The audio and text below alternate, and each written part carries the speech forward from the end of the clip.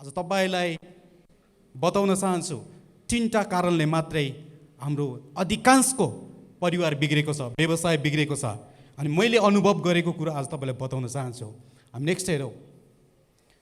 पहिलो कुरा घमण्ड, दोस्रो कुरा पैसा, तेस्रो कुरो चाहिँ यौन। यो 3टा कुराले चाहिँ तपाईले छिटै तपाईलाई गिराउन सक्छ, पतन गर्न सक्छ। त्यसकारण यो 3टा कुरा चाहिँ एकदमै इम्पोर्टेन्ट छ। आज पहिलो हामी हेर्नेछौँ, घमण्डको विषयमा हामी हेर्नेछौँ। हितोपदेश 16:18 मा यसरी लेखिएको छ, सर्वनाशको अघि अभिमान र पतनको अघि चाहिँ घमण्ड आत्मा आउँछ। मानिस नाश हुनुभन्दा अगाडि के आउँछ? अभिमान आउँछ। पतन हुनुभन्दा अगाडि चाहिँ के आउँछ? घमण्ड आउँछ। तपाईले बाइबलमा पाउनुहुन्छ। हामी पहिलो पटक परमेश्वरले स्वर्गमा उहाँले स्वर्गदूतहरू बनाउँदाखेरि लुसिफरलाई बनायो। लुसिफर यति आभूषित थियो, यति राम्रो थियो, यति राम्रो गीत गाउँथ्यो, यति राम्रो नाच्थ्यो, तर पनि उसको मनमा घमण्ड आएको कारणले गर्दाखेरि परमेश्वरले फुत्ता फालिदिनु हो। यसरी लेखिएको छ, तैले आफ्नो हृदयमा भनिस् म स्वर्गमा उक्लनेछु, परमेश्वरको ताराहरू भन्दा म मेरो सिंहासनलाई उच्च पार्नेछु। पवित्र पर्वतको सबैभन्दा उच्च टाकुरामा सभासदको पर्वमा म विराजमान हुनेछु। म बादलको टुप्पा भन्दा माथि उक्लनेछु। म आफूलाई सर्वोच्च परमप्रभु परमेश्वर जतिकै बनाउनेछु। तर चिहानसम्म खाडलको तल्लो गहिराईसम्म होच्याइस् भन्छ। स्वर्गदूत बनाउँदाखेरि यति राम्रो बनाउनु भएको थियो, यति आभूषित बनाउनु भएको थियो, यति राम्रो स्वर थियो, यति गाउने कला थियो। सबै कुरा सकिएर जान्छ, तर गीत सङ्गीत चाहिँ सकिँदैन, किनकि सङ्गीत परमेश्वरले स्वर्गमा बनाउनु भयो। त्यस कारणले सङ्गीत चाहिँ सकिँदैन। अनि परमेश्वरलाई मनपर्ने कुरा नै सङ्गीत हो। अनि यही सङ्गीतबाट चाहिँ उहाँको आराधना स्तुति हामी गर्छौँ। अनि स्वर्गमा पनि भइरहेको थियो। तर दियाबलससँग यही घमण्ड आएको कारणले म भन्ने शब्द धेरै पटक युज गरेको छ। अनि म भन्ने शब्द धेरै पटक प्रयोग भइसकेपछि उसको मनमा भनेको छ, हेर्नुहोस् है, आफ्नो हृदयमा उसले सोचेको मात्रै थियो, तर परमेश्वरले स्वर्गबाट तल झारिदिनु भयो। जब घमण्ड आउँछ मित्र, घमण्डले चाहिँ पाप ल्याउँछ। पाप परमेश्वरसँग कहिले बस्न सक्दैन, किनकि परमेश्वर पवित्र हुनुहुन्छ। आमेन। अनि सिन, हामी इङ्ग्लिसमा सिन भन्छौँ। सिन भनेको पाप, SIN, सिनको बिचमा चाहिँ म छ। जब म भन्ने शब्द आउँछ त्यसपछि घमण्ड आउँछ। आमेन। बुझ्दै हुनुहुन्छ? जब तपाईँ म भन्नुहुन्छ नि, अनि पापको बिचमा चाहिँ तपाईँ छ भन्ने कुरा देखाउँछ। धेरै मान्छेहरू घमण्डको कारणले परिवार बिग्रेको छ, सेवकाई बिग्रेको छ, बिजनेस बिग्रेर गएको छ। मित्र, सबैभन्दा ठुलो कुरो तपाईँले बाइबलमा पाउनुहुन्छ। हेर्नुहोस् त, गोलियत यति ठुलो शक्तिशाली मान्छे थियो, ठुलो थियो। म जत्रो ठुलो मान्छे कोही पनि छैन, म जस्तो शक्तिशाली मान्छे कोही पनि छैन, म जस्तो बलवान मान्छे कोही पनि छैन भन्ने बित्तिकै हेर्नुहोस् त, जब घमण्ड आयो अनि त्यसलाई ढाल्नको लागि मित्र निस्क्यो। एउटा गुलेतीले मात्रै गोलियतलाई ढालिदिन्छ, किनकि त्यो कुरा दाउदलाई थाहा थियो। सब्बात दिनमा परमेश्वरको विरुद्धमा उठ्ने मान्छेलाई ढुङ्गाले हानेर मारोस् भन्थ्यो। व्यवस्थाको पुस्तकमा सानो ढुङ्गाले मारिदियो। जब घमण्ड आउँछ मित्र, घमण्ड आउने बित्तिकै म भन्ने शब्द युज हुन्छ। अनि हामी चाहिँ पापको बिचमा बसेका छौँ भन्ने कुरा तपाईँले बुझ्नुपर्छ। बेबिलोनको शक्तिशाली राजा नबुकदेनेस्सर राजामा घमण्ड आएको कारणले गर्दाखेरि मित्र थाहा छ तपाईँलाई याद होला, घाँस खानु पर्यो। घाँस सिंहासनबाट तल झऱ्यो, यस्तो बुद्धि आयो, घाँस खान्थ्यो। घाँस घमण्डले धेरै नफुल्नुहोस्। धेरै सुन्दा सुनिन्छ। कतिपटक हामी परमेश्वरको वचन सुन्दा सुनिन्छौँ, सुन्नेपछि केही पनि गर्न सक्दैन। त्यसकारण हामी सुन्ने होइन, सुनिसकेपछि काम गर्नुपर्छ। आमेन। योसेफ परमेश्वरको अघि नम्र भएको कारणले गर्दाखेरि योसेफ एक दिनमै झ्यालखानाबाट राजा हुनु पुग्यो। आमेन। झ्यालखानाबाट राजा। अनि परमेश्वरले अनुग्रही मान्छेलाई चाहिँ प्रेम गर्नुहुन्छ, टिछ्याउनुहुन्छ भन्छ। अनि तपाईँले पाउनुहुन्छ उजिया राजदरबार सिंहासनमा थियो, घमण्ड आएको कारणले गर्दाखेरि एक दिनमै थाहा छ तपाईँले तल झऱ्यो, कुष्ठ रोग लागेर तल झऱ्यो सिंहासनबाट। हामी संसारमा घमण्ड गर्नुपर्ने कुनै कुरै छैन। तपाईँ बाइबलमा पाउनुहुन्छ शास्त्री र फरिसीहरू यति साह्रो घमण्ड गर्थे, यति साह्रो घमण्ड गर्थे।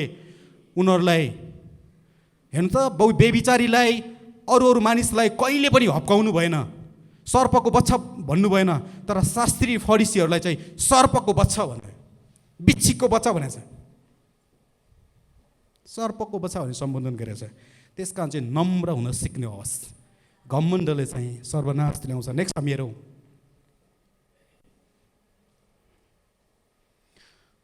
घमण्डले केवल झगडा पोस्छ, तर सरसल्लाह लिनेहरू बुद्धिमा पाइन्छ।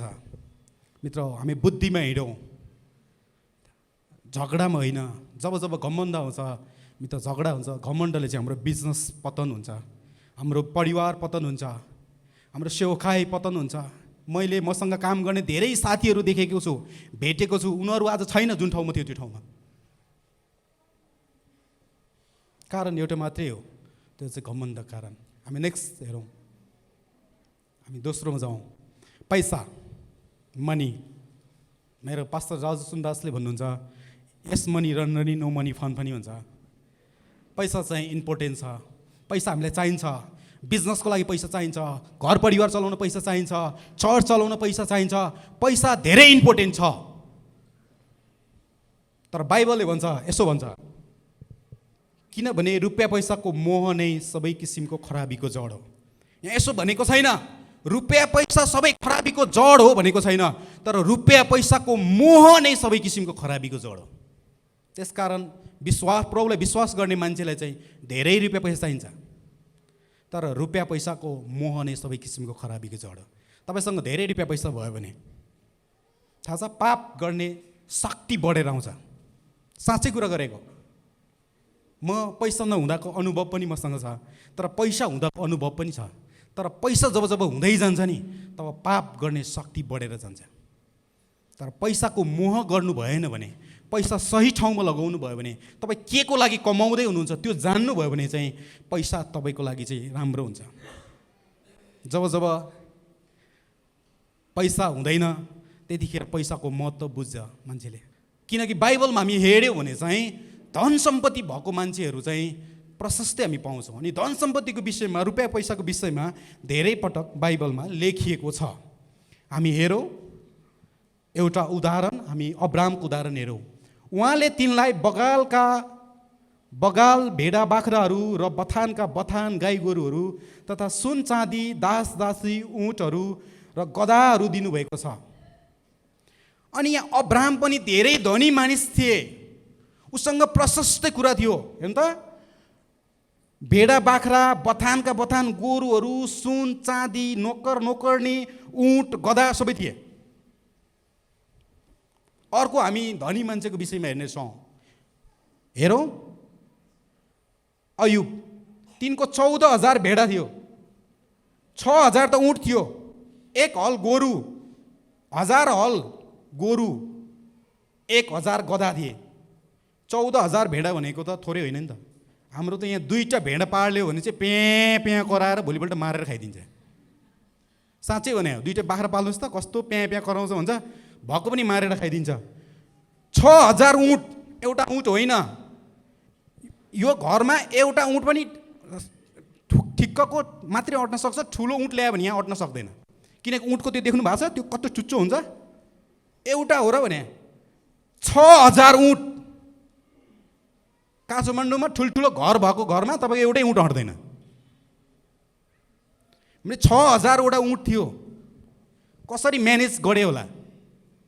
यति साह्रो धेरै ऊँट, कत्रो ठुलो घर बनायो होला उसले। अनि हेर्नु त, 1000 हल भनेको 2,000वटा गोरु, यहाँ त 4वटा गोरु भयो भने 5 जनालाई पानी पियाइदिन्छ। हामीले पालेछौँ गाउँमा। 1000 हल गोरु, 1000वटा गधा, त्यति धेरै धन सम्पत्ति अयुबसँग। तर हामी जति धन सम्पत्ति हुँदै गयो त्यति नम्र हुँदै जानुपर्छ। संसारमा सबैभन्दा नम्र मान्छेहरूसँग मात्रै धन सम्पत्ति छ। रिसाउने मान्छेसँग छैन, घमण्डी मान्छेसँग छैन। केही दिनको लागि होला, 2-4 दिनको लागि होला, तर मित्र त्यो सकिन्छ फेरि। मैले बताउन खोजेको चाहिँ नम्र मान्छेहरू संसारमै तपाईँ जानुभयो भने सबैभन्दा धन सम्पत्ति भएको मान्छेहरू चाहिँ नम्र छ। अनि रुपियाँ पैसा पनि त्यही नम्र मान्छेसँग मात्रै छ। अनि जहाँ नम्र हुन्छ नि त्यही पैसा सबै जान्छ। तपाईँलाई थाहा छ पानी, अहिले पानीको सिजन छ, पानी चारैतिर पर्छ, तर जहाँ खाल्डो छ त्यही पानी जान्छ। अनि जहाँ नम्र हुन्छ पैसा त्यहीँ गएर झर्छ।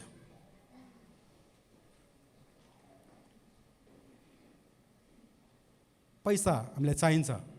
मैले पैसाको विषयमा नबुझेको कारण इसाई जीवन 5 वर्ष 5 रुपियाँ भेटिहाल्ने दिन पनि थिएन। भेटी पनि मागेर हाल्नुपर्ने, कहिलेकाहीँ पनि त्यो पनि नहुने। मैले पैसाको विषयमा नबुझेको कारणले गर्दाखेरि अहिले मेरो यो हप्ता मात्रै 27,500 हालेको। कुनै यस्तो हप्ता छैन मैले 10 नहालेको। जब रुपियाँ पैसाको विषयमा बुझ्नुहुन्छ नि एकदम मजा आउँछ। मैले बताउन खोजेको चाहिँ पैसा चाहिँ तपाईँ जति पैसाको विषयमा नम्र हुनुहुन्छ त्यति पैसा तपाईँलाई खोज्दै आउँछ। अनि यहाँ पाउनुहुन्छ किनकि हाम्रा प्रभु येशू ख्रीष्टको अनुग्रह तिमीहरूलाई थाहा छ, उहाँ धनी हुनुहुन्थ्यो तरै पनि तिमीहरूको खातिर उहाँ गरिब हुनुभयो ताकि उहाँको गरिबताबाट तिमी धनी हुन सक। आमेन। हाम्रो गरिबता कसलाई दियो? हामीले येशूलाई। उहाँको धनी कसले लियो? धनीको आत्मा हामीले कसले लियो? हामीले लियो। उहाँको धनी चाहिँ धन हुने अधिकार चाहिँ हामीसँग छ। त्यसकारण चाहिँ हामीसँग धन सम्पत्ति हुनै पर्ने हुन्छ। मैले भनेको होइन, मेरो यो बाइबलले भनेको। तपाईँ धनी हो भन्ने कुरा चाहिँ संसारको चाहिँ लले के भन्छ भन्दाखेरि तपाईँ धनी हो भने 3 की हुनुपर्छ, 3 की भन्छ के, 3टा की हुनुपर्छ, साँचो हुनुपर्छ तपाईँ धनी हो भन्ने कुराको प्रमाण चाहिँ।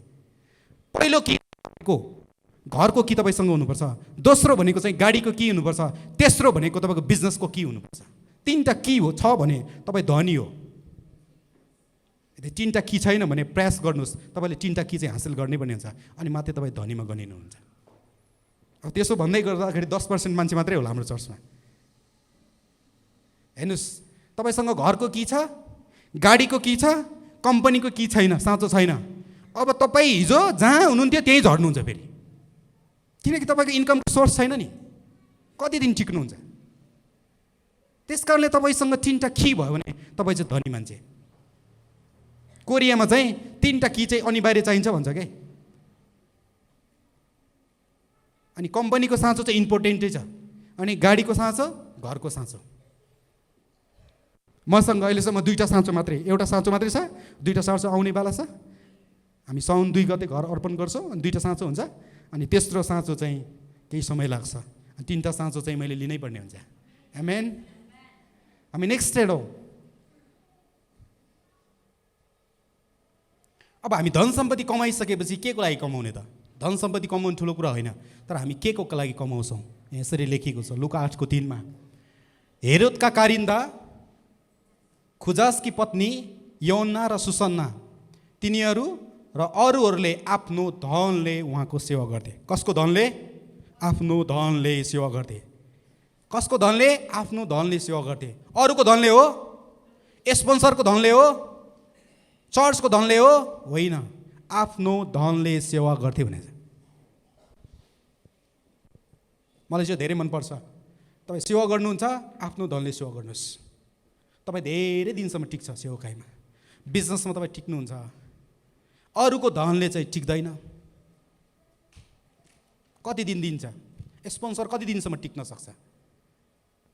बाइबल कलेज पढेर गइसकेपछि म प्रभुको सेवा गर्छु भनेर खुब आत्मिकी भएर गएको थिएँ। मण्डलीले मलाई 3,000 तलब तोक्यो। त्यसपछि मैले काम गरी 2 महिना नबित्दै भन्यो हामी चर्चले तिमीलाई पैसा दिन सक्दैनौ भन्यो। अनि मैले निर्णय गरेँ अब म जिन्दगीमा चाहिँ चर्चको पैसाले कहिले सेवा गर्दिनँ, म चाहिँ चर्चको मान्छेले पैसा दिन्छु भनेर। आमेन। म अहिले पनि पास्टर राजुसँग धेरै ठाउँमा जान्छु। मसँग हुन्जेलसम्म भ्याउन्जेलसम्म म कहिले उहाँलाई बिल तिर्न भन्दिनँ, म आफै तिर्छु। अहिले एलएसको बिहामा पनि म आफै प्लेन टिकट तिर्छु भनेको छु। मैले चाहिँ अरूको धनले सेवा गर्दिनँ, म मेरै धनले सेवा गर्छु। आमेन। किनकि चाहिँ हाम्रो धन चाहिँ प्रभुको सेवा गर्नुपर्छ। अनि बाइबलले भन्छ धर्मी जनको धन सम्पत्ति स्थिर रहन्छ भन्छ क्या, स्थिर, हतपत नाश हुँदैन, पुस्तौँ रहिरहन्छ धर्मी जनको धन सम्पत्ति। तपाईँ दुष्टताबाट कमाउनुहोस् न, आज कमाउनुहोस्, पर्सि सकिन्छ। त्यसकारण म जहिले पनि म बिजनेसमा मैले भन्ने गर्छु मेरो बिजनेसको पार्टनर चाहिँ येशू हुनुहुन्छ। अनि मेरो बिजनेस कहिले पनि डगमगाउँदैन। मलाई धेरै मान्छेले ढलाउन खोज्यो तर म ढल्न सक्दिनँ, किनकि मेरो बिजनेसको पार्टनर येशू हुनुहुन्छ। मेरो बिजनेसमा घाटा लाग्यो भने सबभन्दा बढी येशूलाई घाटा लाग्छ।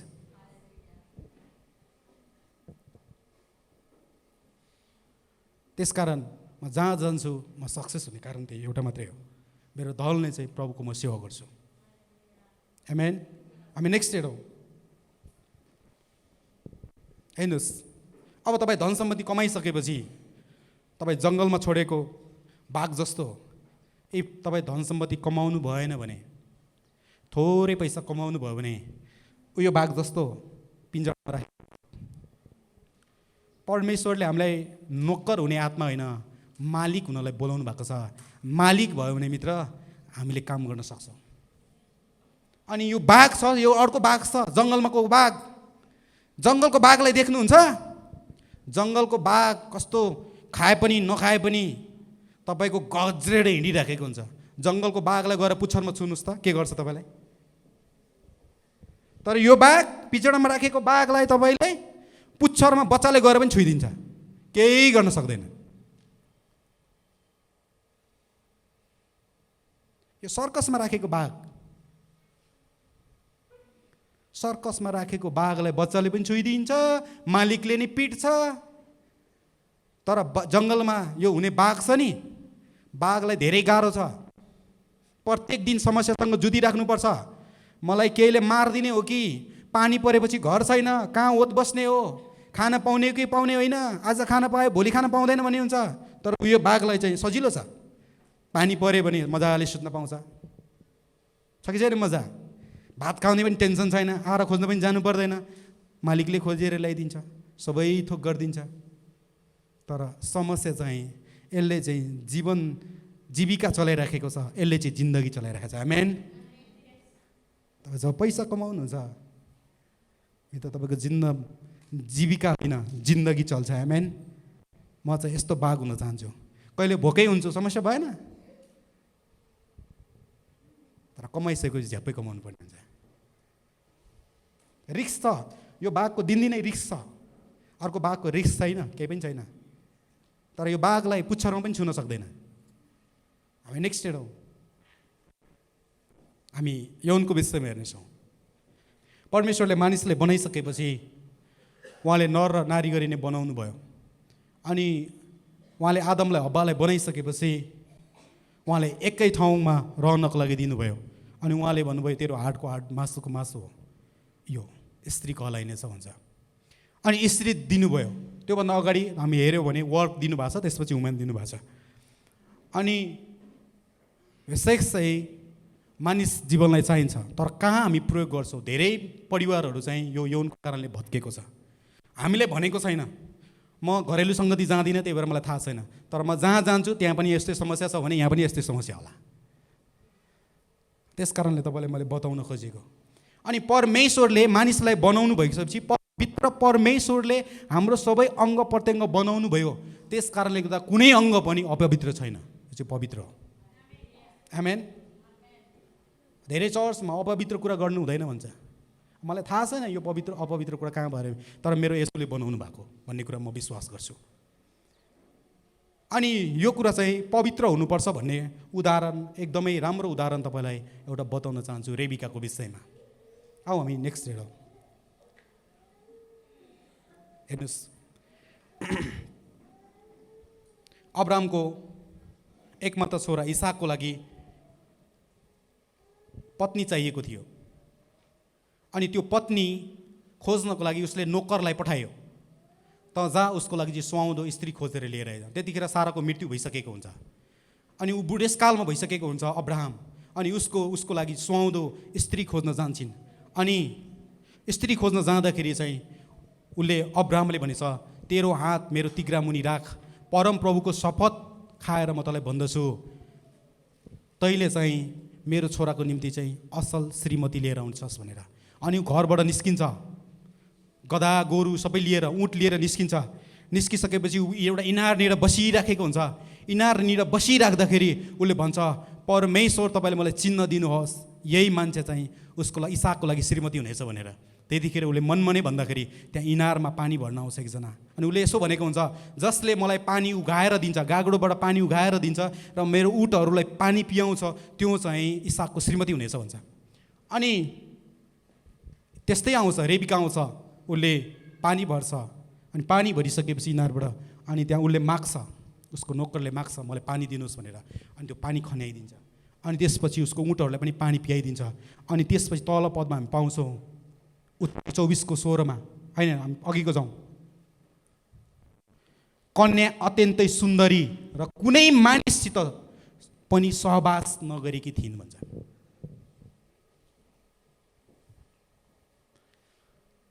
जवान भाइ बहिनीहरू, बिहा गर्नुभन्दा अगाडि यस्तो रेबिका जस्तो बहिनी चाहिएको छ। तपाईँले कसैलाई गिफ्ट दिँदाखेरि छ नि, पुरै प्याक गरेर कसैले युज नगरेको गिफ्ट लानुहुन्छ कि लानुहुन्न? कि च्यातेको लानुहुन्छ, फालेको लानुहुन्छ? लानुहुन्न नि। ओइलाएको लान्छ? लाँदैन। बेस्ट गिफ्ट लान्छ। त्यसकारण तपाईँको श्रीमानलाई चाहिँ बेस्ट कुरा दिनुहोस्। आमेन। यस्तो भनिरहँदा चित्त दुखोस्, समस्या भएन।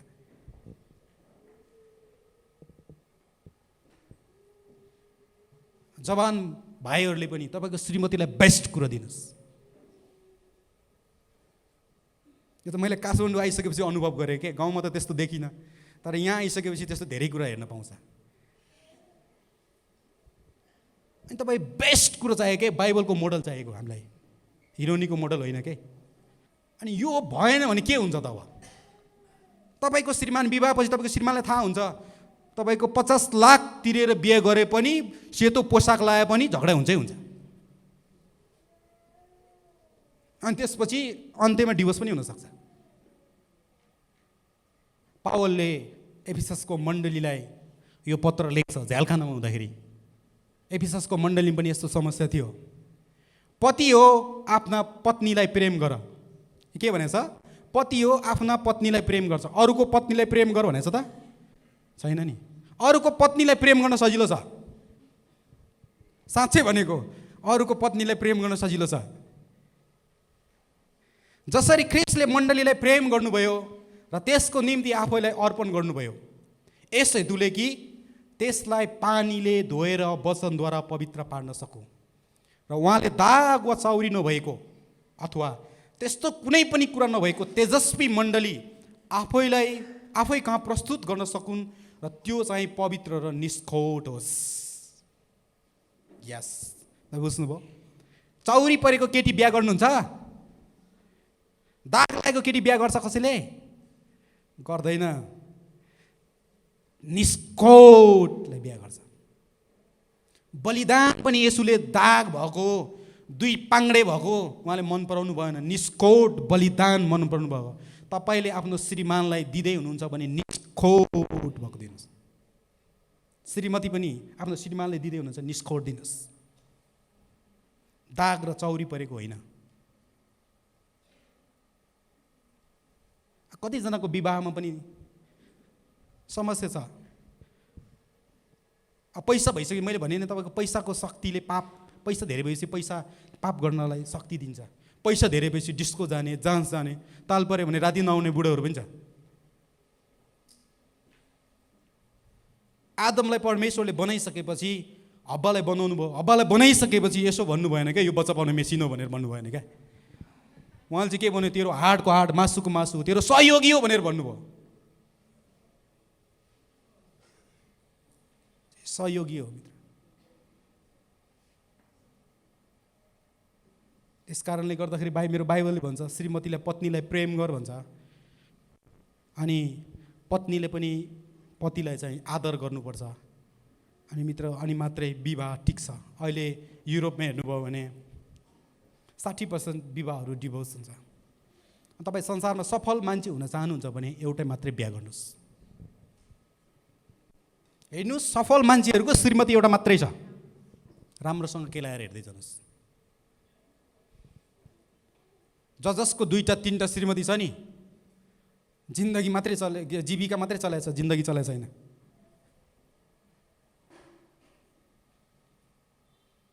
युरोपमा पनि त्यत्रो धनी धनी मान्छे छ त हो, तपाईँले अध्ययन गर्नुहोस् त, उनीहरूको एउटा मात्रै श्रीमती थियो भन्छ।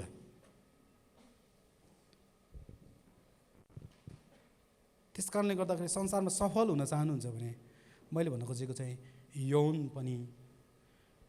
यौनको कारणले तपाईँको परिवार, बिजनेस, सेवाकाई पतन नहोस्।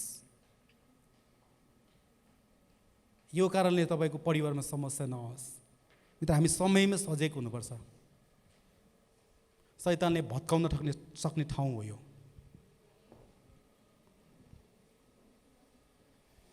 हामी नेक्स्ट हेरौँ।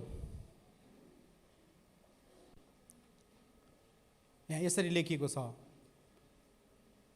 पति पत्नीले आफ्नो पारस्परिक संसर्गदेखि एक अर्कालाई इन्कार नगर। इन्कार गर्यो भने पनि आपसमा सल्लाह गरेर केही समयको निम्ति गर भन्छ। एक अर्कालाई इन्कार नगर भन्छ। धेरै झगडा, विश्वासीहरूको झगडा पनि, बुढाबुढीको झगडा चाहिँ यो समस्या यहाँबाट छ।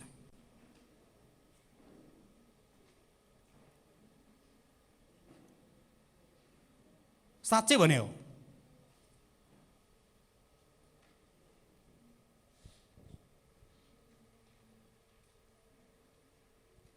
अनि झगडाको जड चाहिँ मार्नुपर्छ। तपाईँको श्रीमान विदेशमा हुनुहुन्छ, केही समय प्रार्थनामा बस्नुहोस्। कमाउन जानुभएको छ, बाहिर जानुभएको छ, केही समय प्रार्थनामा बसिराख्नु, सल्लाह गरेर बस्नुहोस्, तर इन्कार चाहिँ नगर्नुहोस्। तपाईँ सबै कुरा भइसकेपछि हामी नेक्स्ट हेरौँ, अन्तिम होला। हितोपदेश 18:21-22 अन्तिममा आइसकेका छौँ। जीवन र मृत्युको शक्ति जिब्रोमा हुन्छ, त्यसलाई प्रेम गर्नेहरूले त्यसको फल खानुपर्छ। पत्नी पाउनेले असल कुरा पाउँछ र त्यसले परमप्रभुबाट निगाह प्राप्त गर्छ। आमेन। पत्नी पाउनेले के पाउँछ अरे? असल कुरा पाउँछ। अनि त्योभन्दा अगाडि तपाईँले के पाउनुहुन्छ भने हेर्नुहोस् त, 21मा, हितोपदेश 21मा के हुन्छ? जीवन र मृत्युको शक्ति जिब्रोमा हुन्छ। अनि यहाँ चाहिँ जिब्रोको विषयमा लेखिएको छ। तल 22मा चाहिँ फेरि पत्नीको विषयमा लेखिएको छ। हेर्नु कति डिफ्रेन्स छ। मैले बताउन खोजेको चाहिँ यो चाहिँ विवाहको विषयमा भन्दैछ। तपाईँको मृत्युको कुरा नबोल्नुहोस्। त छोडेर जान्छस् भने जा मित्र, एक दिन जान सक्छ, किनकि शक्ति त्यहाँ छ। त्यसले मृत्यु नबोल्नुहोस्। धेरै विवाहमा मृत्यु बोल्दै जानुभयो भने चाहिँ एक दुई मिनट मृत्यु हुन्छ। त्यसलाई प्रेम गर्नेहरूले त्यसको फल खानुपर्छ। अब तपाईँ त्यो बोल्दै हुनुहुन्छ भने त्यसको फल अरूले खाँदैन, तपाईँले खानुपर्छ। विवाहमा मृत्युको कुरा बोल्दै हुनुहुन्छ भने मित्र, त्यसको फल चाख्नुपर्छ भन्छ बाइबलले, खानुपर्छ। अनि पत्नी पाउनेले चाहिँ असल कुरा पाउँछ, परमेश्वरबाट निगाह पाउँछ भने। अस्ति पास्टर गुरुबाले भन्दै हुनुहुन्थ्यो, जतिको प्रगति भएको छ तिनीहरूको पत्नी आइसकेपछि मात्रै प्रगति भएको छ भन्दै थियो। कहिलेकाहीँ त हो जस्तो लाग्यो। मेरो पनि पत्नी आइसकेपछि मात्रै प्रगति भएको, मलाई थाहा छैन तपाईँहरू के भएको छ भनेर। अनि निगाह प्राप्त गर्छ भन्छ। अनि त्यो निगाहलाई चाहिँ छ नि पक्रिराख्नुहोस्। सुरुमा राम्रै हुन्थ्यो, अब उमेर बढ्दै गएपछि गाह्रो हुँदो रहेछ। हामीलाई पनि त्यस्तै हुन्छ, तर त्यसलाई चाहिँ पक्रिराख्नुहोस्। अनि यो 3टा कुरा तपाईँले कन्ट्रोल गर्नुभयो भने, 3टा कुरामा संयम हुनुभयो भने तपाईँ चाहिँ संसारकै सफल मान्छे। आमेन, आमेन। अब सफल मान्छेको विषयमा अन्तिम उदाहरण बताएर आजको वचनको सेवकालाई अन्तिम गर्न चाहन्छु। मेरो उता तराईतिर एउटा भनाइ छ मैथिली भाषामा, हात्ती चले बजार कुत्ता लागे पछार के अरे हात्ती चले बजार कुत्ता लागे पछार भन्छ क्या। मतलब हात्ती चाहिँ बजारमा निस्किसकेपछि कुकुर चाहिँ पछि पछि आउँछ अरे क्या। अनि जब तपाईँ सफल हुँदै जानुहुन्छ नि, तपाईँको पछि भुक्ने कुकुर चाहिँ धेरै हुन्छ। अनि गाउँमै त्यो हाम्रो गाउँमा चाहिँ हात्तीलाई चाहिँ तपाईँको बाँधेर लिएर आउँछ क्या। बाँधेर जोगीहरूले बाँधेर लिएर आउँछ, अनि चामल माग्छ, दाल माग्छ, पैसा माग्छ। अनि कसैले यसो गणेश भगवान् आयो भनेर घरबाट निस्केर यस्तो पूजा पनि गर्छ क्या उभिएर। तपाईँलाई थाहा छ त्यो गाउँमा आउँदाखेरि कुकुर चाहिँ यति साह्रो भुक्छ कि मलाई थाहा छैन कुकुरको समस्या के हो भनेर। न हात्तीले कुकुरले टोक्न जानु, न हात्तीको सुँरले कुकुरले केही दुःख दिएछ, केही दुःख नदिँदा पनि कुकुर भुके गर्ने भुके त्यो गाउँमा हुन्जेलसम्म भुक्छ। अब के कुकुर धेरै भुक्छ भनेर हात्ती के छिटो हिँड्छ? हिँड्दैन, बिस्तारै हिँड्छ, आफ्नै तालमा हिँड्छ। तपाईँ जब सक्सेस हुँदै जानुहुन्छ नि, भुक्ने कुकुर पनि धेरै हुन्छ क्या। यही चर्चमा मन नपराउने मान्छे पनि टन्ने होला क्या। मलाई थाहा छ नि, मेरो चर्चमा त्यस्तै होला। जब तपाईँ सफल हुँदै जानुहुन्छ सबै कुरामा, मित्र तपाईँलाई भुक्ने कुकुर धेरै हुन्छ। तर भुक्ने बित्तिकै म के छिटो हिँड्छु त, छोडेर जान्छु? जाँदिनँ, बसिरहन्छु बिस्तारै। मेरो राजु गुरुबागमा भुक्ने कुकुर जस्तो मलाई कहिलेकाहीँ कथा मन लाग्छ है। कोही ठाउँमा त पास्टर राजु जाँदाखेरि त मान्छेहरू त प्रभुको दास आयो भनेर त हालेलुया भन्छ होइन, फुलमाला लगाएर कस्तो स्वागत गर्छ। गइसकेपछि कस्तो भुकिरहेको हुन्छ क्या। कोही कोही मण्डलीमा कुक्ने भुकुर जस्तो भुकिराख्ने।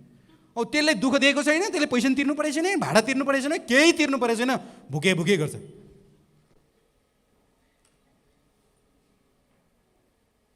तपाईँलाई भुक्ने मान्छे चाहिँ धेरै हुन्छ। तर भुक्ने बित्तिकै तपाईँ चाहिँ छिटो नहिँड्नुहोस्, बिस्तारै हिँड्नु। हात्ती के छिटो हिँड्छ? छोडेर जान्छ गाउँ? छोड्दैन। चाहियो भने हात्तीले एक सुरमै दुईचोटि पछाडिदिन्छ। तर हात्तीले त्यस्तो गर्दैन। हात्तीले कसैले डिस्टर्ब गरेको हुँदैन। तपाईँ सफल हुँदै जानुहुन्छ नि, तपाईँको पछाडि भुक्ने कुकुर पनि धेरै हुन्छ छैन? अनि तपाईँ यदि सफल हुन चाहनुहुन्छ भने परिवारमा, बिजनेसमा धेरै मान्छेहरूको सेवकाई यो 3टा कुराले पतन भएको छ। पहिलो कुरा घमण्ड, दोस्रो कुरा पैसा, तेस्रो कुरा यौन। मित्र जोगाउनुहोस्, पतन हुन्छ, परिवार पतन हुन्छ, बिजनेस पतन भएर जान्छ। ठुल्ठुलो कुरा गर्नुभयो भने मालिकले तपाईँलाई निकालिदिन्छ कामबाट। सफल हुने हो भने चाहिँ घमण्ड छोड्नै पर्ने हुन्छ। रुपियाँ पैसा सही तरिकाले प्रयोग गर्नै पर्ने हुन्छ। यौन सही तरिकाले प्रयोग गर्नुपर्ने हुन्छ। यो परमेश्वरले बनाउनु भएको प्रयोग गर्नको लागि, तर गलत ठाउँमा होइन। हामीलाई आज उदाहरण चाहिएको चाहिँ रेबिकाको जस्तो हो। आमेन।